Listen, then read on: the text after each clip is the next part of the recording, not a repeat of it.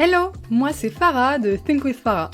Je suis coach holistique et formatrice business et marketing digital et j'aide les entrepreneurs ambitieux et ambitieuses comme toi à dépasser leurs blocages et leurs pensées limitantes pour faire boomer leur business. Discutons ensemble des solutions concrètes et activables pour faire boomer ton business un peu plus chaque jour et révéler l'entrepreneur totalement badass qui est en toi. Mon but ? Te partager mon expérience et mes apprentissages sans filtre et te donner les clés pour que tu puisses incarner chaque jour la personne qui te permettra de créer la vie de tes rêves. Il y a 7 piliers à maîtriser pour passer d'un business qui stagne à un business prospère et ils n'ont rien à voir avec des stratégies marketing ou une checklist business à respecter. La clé de ton succès, c'est toi. Ton mindset, tes croyances, tes peurs, tes rêves, tout ça a un impact direct sur comment tu agis dans ton business. Apprendre à maîtriser ces 7 piliers, c'est la clé pour révéler ton plein potentiel et passer au niveau supérieur. T'as envie de bâtir un business prospère, avoir plus de temps, plus d'argent, plus de liberté, puis juste créer la vie de tes rêves ? Je te partage ce sur quoi tu dois porter ton attention dans ma masterclass gratuite. Plus besoin de dépenser tes efforts dans des choses qui comptent pas vraiment, tu sauras enfin sur quoi travailler pour avoir des résultats long terme. Le lien est disponible dans la description de l'épisode ou dans ma bio Instagram @thinkwithfarah. T'es à un clic de découvrir la formule dont personne ne parle et qui pourtant est essentielle à bâtir un succès stable et durable. Inscris-toi vite, puis bonne écoute pour l'épisode du jour. Bienvenue dans un nouvel épisode de ton podcast Think with Farah. Aujourd'hui, on va parler de la peur et je vais surtout t'expliquer pourquoi le problème, c'est pas d'avoir peur. Mais avant ça, on va débunker un peu qu'est-ce que c'est qu'avoir peur et comment ça t'impacte dans ton business. Peur de l'échec, peur du succès, peur du regard des autres, peur du jugement de ses proches, peur de ne pas être à la hauteur, peur d'augmenter ses prix, peur de faire de la pub, peur de poster sur les réseaux, peur de montrer sa tête en story, bref, peur. Comment tu gères un business quand t'es rongé par tout ça ? Eh ben, t'as 2 options. Soit tu te retrouves totalement paralysé par tes peurs, soit tu te dis ok, en fait c'est ok d'avoir peur. Et c'est ce qu'on va découvrir ensemble aujourd'hui. Je vais t'expliquer comment la peur aujourd'hui t'empêche de passer à l'action et comment demain tu vas pouvoir apprendre à la masteriser. Le problème, c'est pas d'avoir peur. Tes peurs, elles existent, elles font partie de ton subconscient et elles ont en réalité un mécanisme de protection. Tes peurs existent, ton anxiété existe à la base pour te protéger d'un danger potentiel. Est-ce que ce danger est rationnel ? Le problème, c'est que pas tout le temps. À une époque, le danger était rationnel parce qu'on était sur une peur biologique par rapport à des dangers bien réels. Aujourd'hui, on calque un peu le même mode de fonctionnement, mais dans notre monde moderne, où on a beaucoup de peurs irrationnelles. Donc tu as déjà un premier travail à faire, d'identifier si ta peur elle est rationnelle ou irrationnelle. Ensuite, tu as un deuxième travail à faire de, ok, si jamais ça se passe mal, si jamais effectivement tout me prouve que j'avais raison d'avoir peur, comment je fais pour me relever ? Quelles sont les ressources que j'ai aujourd'hui pour finalement passer à l'action au travers d'un échec potentiel, au travers d'une conséquence négative potentielle, comment est-ce que je fais pour gérer ça ? Ça, c'est, on va dire, dans le pire scénario possible.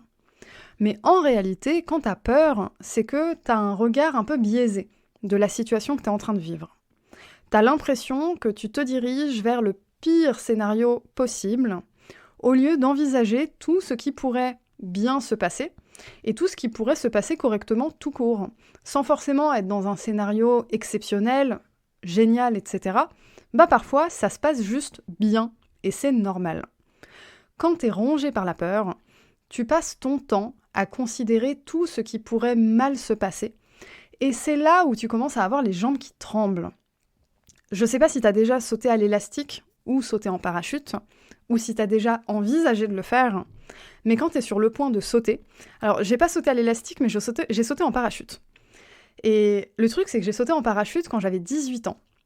Quand t'as 18 ans, t'as pas du tout le même rapport à la peur qu'aujourd'hui. Là, je me rapproche de mes 30 ans, je suis pas certaine que je sauterai en parachute avec la même facilité. Le truc, c'est que quand tu te confrontes à une situation comme ça, ton corps réagit. Que ce soit une peur associée au business ou la peur de quelque chose qui se passe dans la vie. Tu as une réaction physique. Les jambes qui tremblent, le pouls qui s'accélère, tu commences à transpirer, tu as peut-être du mal à respirer, etc. C'est une réaction physique. Mais cette réaction physique, est-ce qu'elle t'empêche d'agir ? Est-ce qu'elle t'empêche de monter dans une attraction au parc Astérix ? Est-ce qu'elle t'empêche de mettre en place une action dans ton business ? Est-ce qu'elle t'empêche de sauter en parachute ? Et bien là, ça dépend. Ça dépend de ton niveau de maîtrise de cette peur et de ton niveau de maîtrise de toi-même, finalement. Il y a vraiment une question de self-control.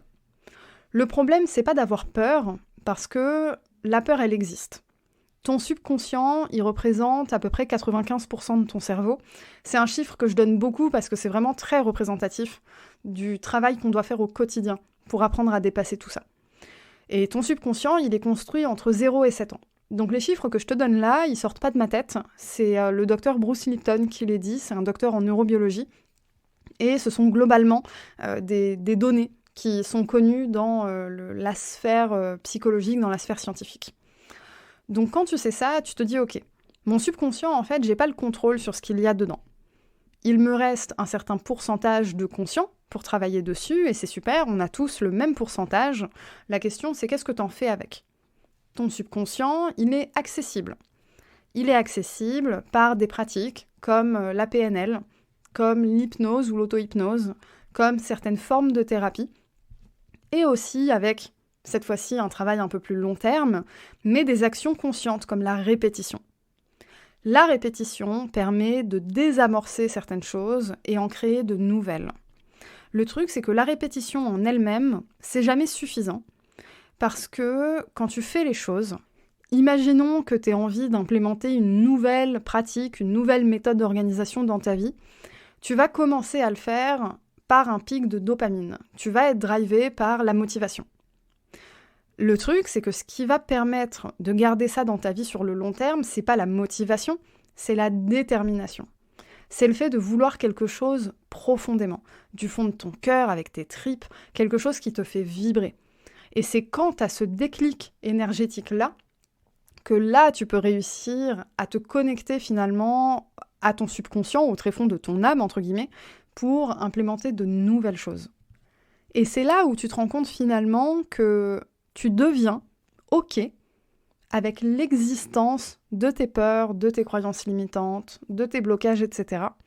Parce que tu te rends compte qu'en fait, pendant un temps, peut-être que ces peurs ont eu le contrôle sur toi, peut-être qu'elles t'ont terrorisé au point de ne pas passer à l'action, mais que c'est possible de finalement reprendre le contrôle sur ta vie, reprendre le contrôle sur ces peurs et être OK avec leur existence.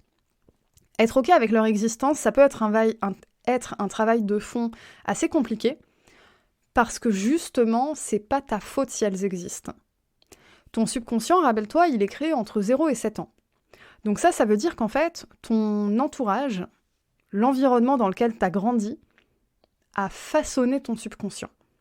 Et quand tu te rends compte de ça, tu peux avoir éventuellement une réaction de rejet, une réaction de colère, une réaction synonyme d'injustice. Parce que c'est pas ta faute en fait si tu as ça aujourd'hui. Mais par contre, c'est ta responsabilité de prendre les choses en main, de les changer si c'est ce que tu souhaites au fond de toi. Et ce pouvoir, tu l'as. C'est possible.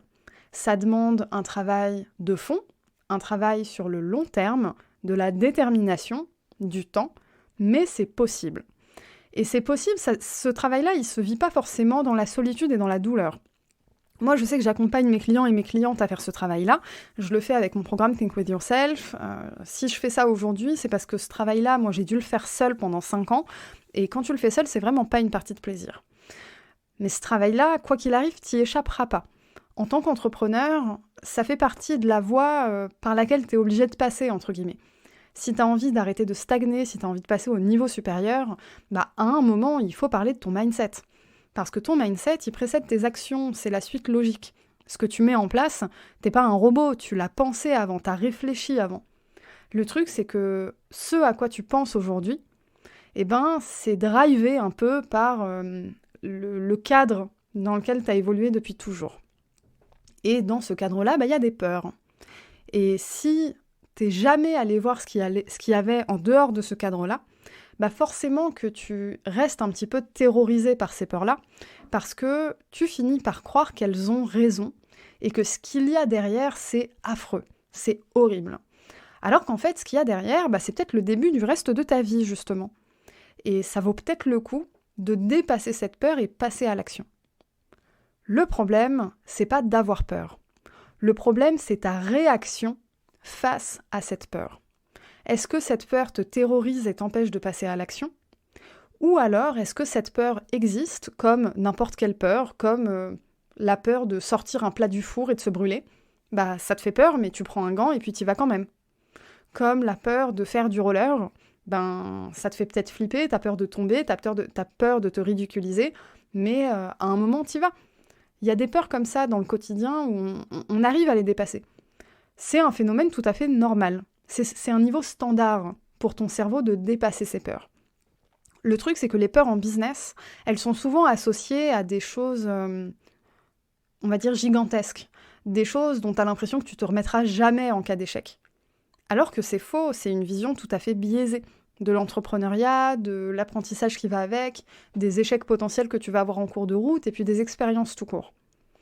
Le problème, c'est pas d'avoir peur, c'est ta réaction face à la peur. Le problème, c'est quand t'as peur et ça t'empêche de passer à l'action. Avoir peur et réussir à agir malgré cette peur, tu te rends compte finalement que la peur que t'as ou les peurs que t'as, elles existent parce qu'elles font partie de toi, tout simplement, mais elles ne sont plus en contrôle. C'est toi qui as le contrôle. La question finalement, c'est est-ce que t'es à un stade où finalement t'en as vraiment marre, parce que je pense que ça part de là, Ça part de je suis à un stade aujourd'hui où je peux certes avoir beaucoup de gratitude et de reconnaissance sur ce que j'ai réussi à accomplir, il n'empêche que j'ai conscience au fin fond de moi-même que je suis pas du tout à mon plein potentiel et que j'ai encore plein de choses à accomplir et plein de choses à découvrir. Et là, en fait, t'arrives à un moment où t'en as marre. T'en as marre de mettre des efforts pour ne pas avoir des résultats à la hauteur de tes efforts, tu vois. Et c'est là où tu commences à débloquer un truc en toi et aller chercher ce puits d'énergie dont tu as besoin pour faire ce travail. Parce que c'est un travail qui demande du courage. De regarder dans les yeux, finalement, tes propres peurs, tes propres limites. C'est un travail qui est effrayant, c'est un travail qui peut être difficile, quand on le fait seul surtout. Mais c'est un travail pourtant qui est nécessaire quand tu as envie de passer, en l'occurrence d'un business qui stagne, à un business vraiment prospère. Tu es obligé de passer par là parce qu'on l'a vu, ton mindset précède tes actions et ton mindset, il prend naissance dans ton subconscient. Si tu as envie de creuser ce travail, d'avoir des clés concrètes pour travailler dessus, je te l'ai dit en introduction, il y a 7 piliers à maîtriser pour passer d'un business qui stagne à un business vraiment prospère. Et je les ai réunis dans une masterclass qui dure 1 heure. Exactement 1 heure, 7 minutes. Tu peux t'inscrire dans la description de l'épisode ou dans ma bio Instagram.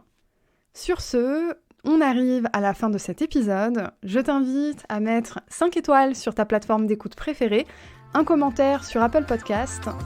Et puis je te dis à la semaine prochaine.